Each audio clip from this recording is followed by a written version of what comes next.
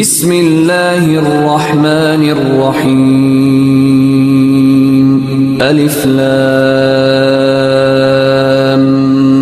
ميم ذلك الكتاب لا ريب فيه هدى للمتقين الذين يؤمنون بالغيب ويقيمون الصلاة ومما رزقناهم ينفقون والذين يؤمنون بما أنزل إليك وما أنزل من قبلك وبالآخرة هم يوقنون أولئك على هدى من ربهم وأولئك